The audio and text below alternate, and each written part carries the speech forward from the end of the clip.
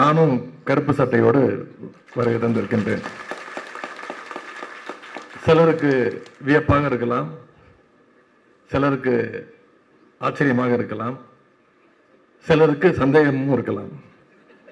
தெரிஞ்சு போட்டு வந்தானா, தெரியாம போட்டு வந்தானா, தற்செயலா போட்டுட்டு வந்தானா அப்படின்னு நிச்சயமாக விரும்பித்தான் போட்டு வந்திருக்கிறேன், அணிந்து வந்திருக்கின்றேன்.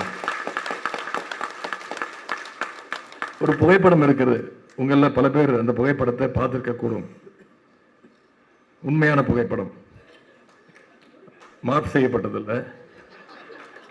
1979ஆம் ஆண்டு, எனக்கு அப்பொழுது 2 வயது.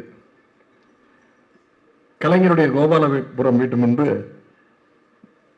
முத்தமிழர் கலைஞர் அவர்கள், நம்முடைய முதலமைச்சர் அவர்கள், அவருடைய கையில 2 வயது குழந்தையாக ஒரு குழந்தை இருக்கும்.